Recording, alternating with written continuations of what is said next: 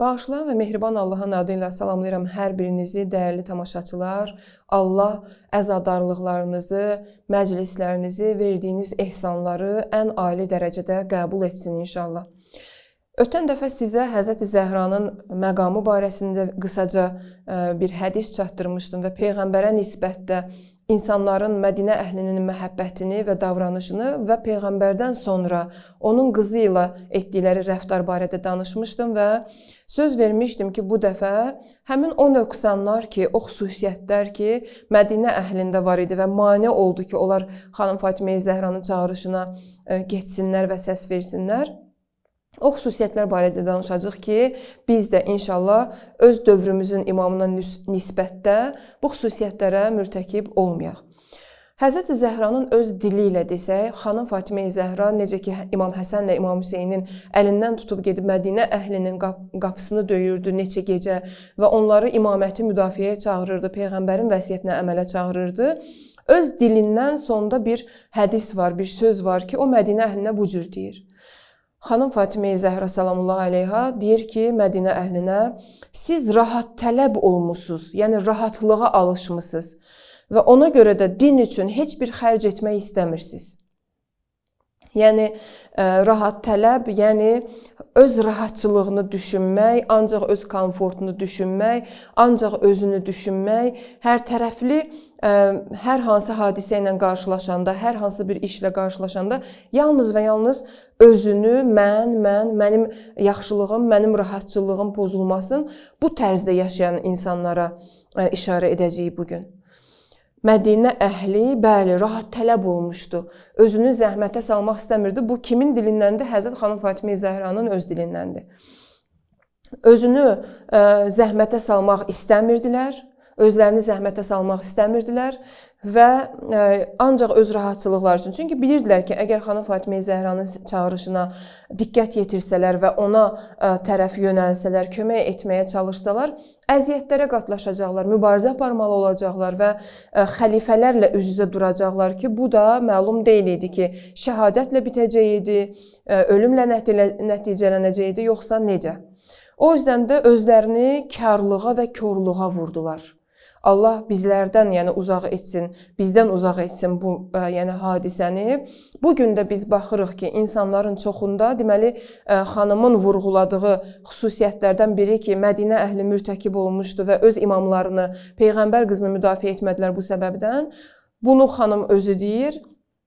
Bugün də insanların əksəriyyətində rahat tələblik var.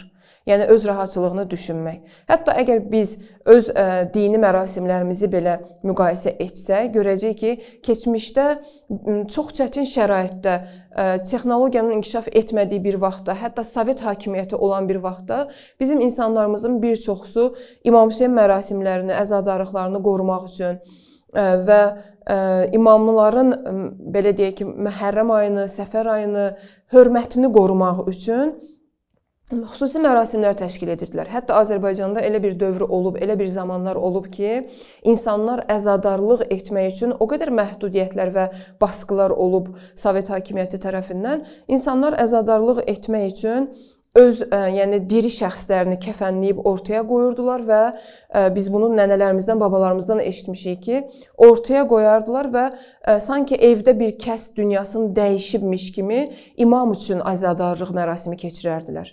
Yəni özlərini bu qədər zəhmətə salardılar. Bundan əlavə, hətta müqayisə etsək ki, indiki dövrdə insanlar, düzdür ki, texnologiya inkişaf edib, amma biz bilirik ki, İnsanın öz zəhməti ilə ərsəyə gətirdiyi hər bir şey daha şirindir, daha savabı çoxdur, daha qəbul olunandır.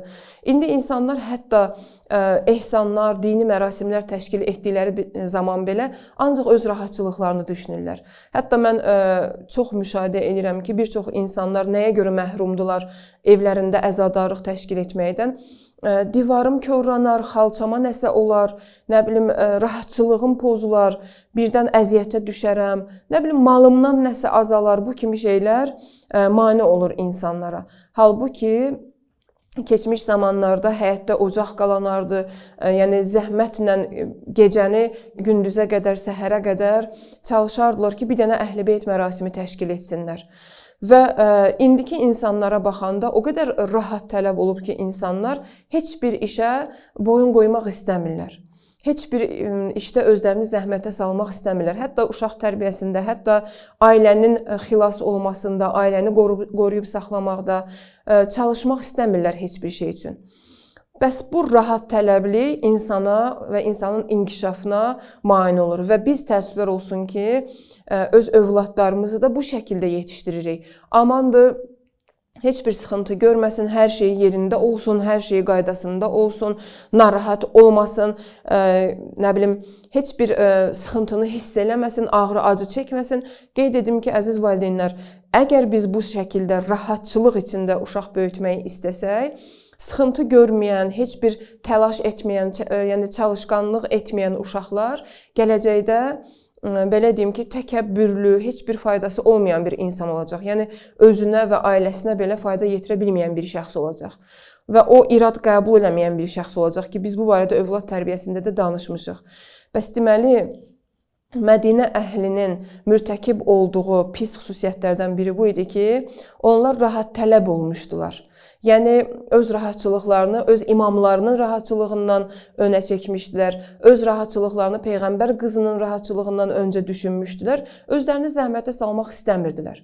Rahat tələb insanlar heç vaxt çalışmırlar ki, din üçün nəyisə xərc etsinlər, özlərini kimdənsə ötürü fədakarlıqları olmur, insanlar üçün nəyisə etməyə çalışmırlar. Hətta bütün xeyir xüsusiyyətlər və xislətlər ki var, o şeyləri əldən vermiş olurlar. Nəyə görə? Çünki hansısa bir fəqir qapısını döydüyü zaman, əgər o zəhmətə qatlaşacaqsa, heç bir xərc eləmək istəmir. Düşünür ki, mən nəyə görə kiməsə etməliyəm, mən özüm zəhmətlə qazanmışam, özümündür və fədakarlıq xüsusiyyəti bu cür insanlarda olmur. Və əgər biz rahat tələb olsaq, bunun ən böyük zərəri elə bizim öz məsələn vətənimiz üçün, xalqımız üçündür. Niyə? Sabahları hər hansı vətəni qorumaq məsələsi belə irəli gəlsə, rahat tələb olan insanlar sözsüz ki, irəli addım atmayacaqlar. Bəs əgər biz istəyiriksə tarixdən bir örnək götürək, ibrət götürək və bizim üçün nümunə olsun ki, biz bu işləri təkrar etməyək, özümüzdə rahat tələblik xüsusiyyətini aradan qaldırmalıyıq. Bəli, İslam deyir ki, siz yaşadığınız mühitdə rifah yaradın, əmniyyət yaradın, şərait qurmalıdır insan özü üçün yaşadığı yerdə.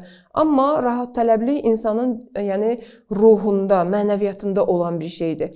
İnsan rahat tələb olduğu zaman özünü zəhmətə salıb gecə namazına belə qalxmır, ibadətləri tam yerində olmur, nöqsanlı olur. Digər insanlar üçün də, cəmiyyət üçün də heç bir iş görmək istəmir. Bəs bu xüsusiyyət səbəb olmuşdu ki, pis xüsusiyyətlərdən biri bu idi ki, həmin dövrün insanlarında onlar rahat tələb idilər.